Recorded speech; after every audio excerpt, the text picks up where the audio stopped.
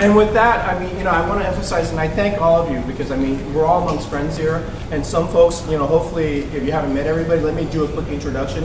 Shekhar, his son. So if anybody remembers the macaca moment a few years ago, this is the man. He was a little intern at the time, right? Just happened to have been there, so you never know, and somebody says something stupid. In this case, somebody really did say something stupid, it was caught on camera.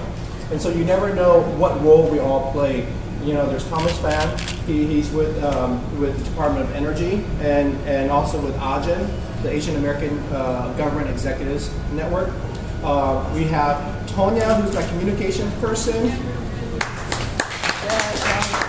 have Carlos, who's related to me through marriage that I just discovered during this campaign. So you never know who you meet.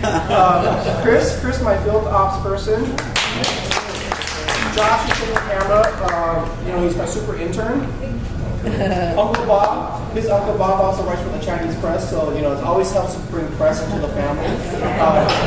Michael, who's been like everywhere recording things and putting it at YouTube and stuff, and so we get it. Dewita and Rose, two fabulous members of DAB, as well as the president of DAB, Jennifer. They've been longtime friends and supporters of mine, but I thank you guys specifically too, because you guys kind of been there and pushed me, and we've had challenges over the years where we've done things for our community, and I think that's a great thing that we have. We have our good friend here who's a former cleaning appointee, so he's come out. His wife loaned him to us today, so we got a working hard. We have Juan Dang, who I also want to thank, who ran in Maryland a couple years, 2-3 years ago, and I think he kind of opened the door for the rest of us, so now we have to continue to pushing through that door to make sure there's more folks flowing through. We have Rosemary and Dale Lauer. Rosemary runs Devotion to Children. It's a nonprofit organization that's focused a lot on pre-K education, and so that's one of the issues that I'm running on, is to make sure that we have universal pre-K for all our children in Virginia.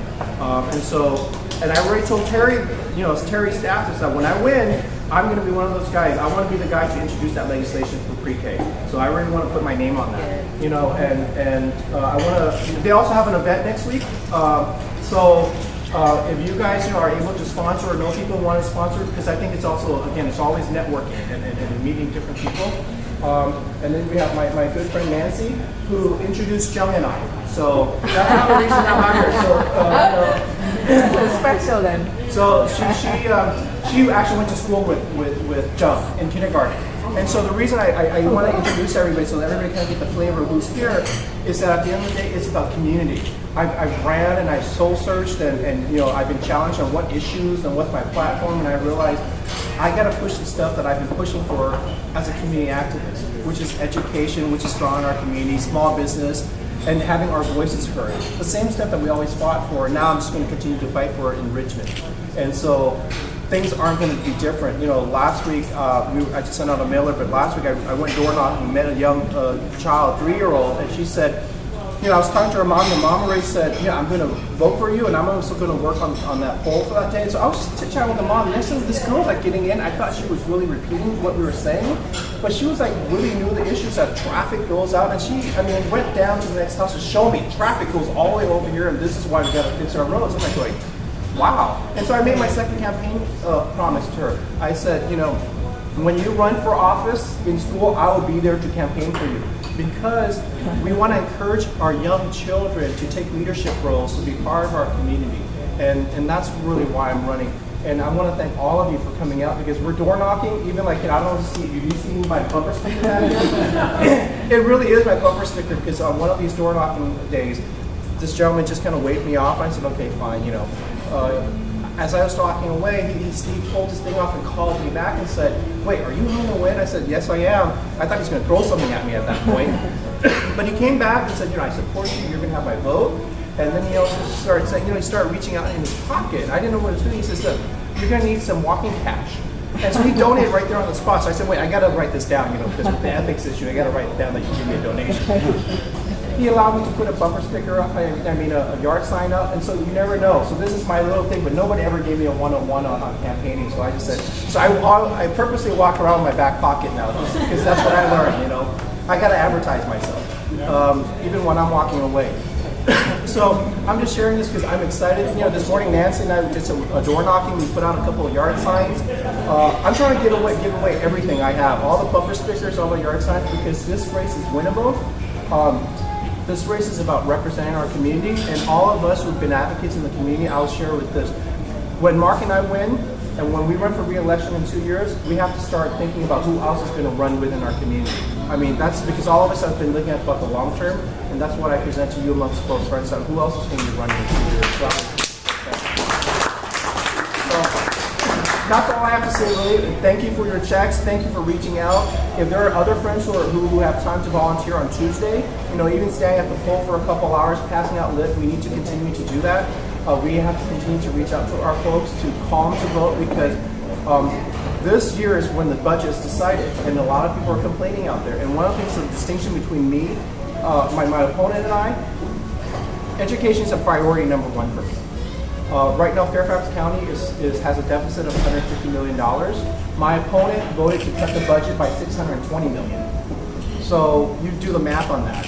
And so, you know, those are my talking points when I talk to people, and they get that. This area that we live in, so that way you're all aware when we go canvassing, for those who are canvassing, Stringfellow, I live on the corner of Stringfellow and Route 50. So I encounter traffic every day. So when my son Thomas says, Daddy, let's go eat pho noodle, or let's go get ice cream or something, we spend a lot of time in traffic sometimes. And so I'm running, and transportation is an issue for me, not because I'm running for office and I need to come up with an issue. It's an issue I face every single day, because we're driving in our neighborhoods. And so I share that with folks. And one of the realizations that I learned is that the road is all torn up. The reason it's not being completed is because there's nobody working on it. So as I go door knocking, I tell people one of the things I'm going to do is try to get this road done in the next 2 years. And how am I going to do that? Actually have people working on the road. I mean, I know it's innovative to actually have people working on the road versus tearing it up and leaving it empty. And so that's something that connects and resonates with a lot of people who live in this district, because they all know about it, because they're all impacted by it. So I just want to share that, because this is about local stuff and not about some other social divisive kind of issues that other people want to do, because the guy I'm running against is a Tea Party. Everybody likes him because he's managed to stay quiet. But, you know, some of the folks were asking me, how am I doing right now? So I'll share with you.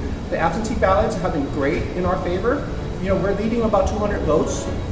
I'm assuming a lot of those Democratic votes are probably for me, I hope. I gotta, you know, many of you know me, I tend to be conservative on some of these things. So even if you took the independent and added to the Republican absentee, it'll balance out what the Democratic votes are in the district right now. So I can only hope that about 50% of the independents are voting for me, and a good chunk of the Democrats are voting for me. So from an absentee perspective, we're leading, but we're taking nothing for granted, because you all know this. We got to turn out the votes. We got to get them to come on Tuesday. And so when people say yes, they support me, I also remind them, could you call your friends and could you tell the rest of your neighbors to go vote for me too? Because they got to be our indirect volunteers also, even if they do that one-on-one. So I share that with you, and I thank you guys for coming out here today, because, you know, it's about getting out the votes. It's about our communities being represented. And as I've been sharing, when I win, our community wins, because I represent us, and this is the fight that we have to do that. But it shouldn't stop with Mark Team, it shouldn't stop with me. We have to look at who else is going to run in 2 years. Okay, so I thank you guys for coming here today.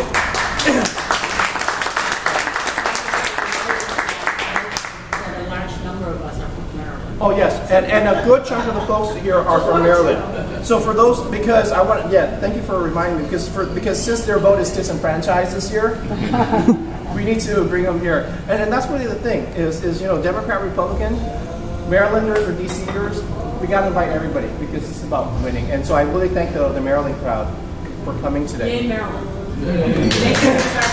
Yes, and next year is your turn. So, how is it, you know, on Tuesday?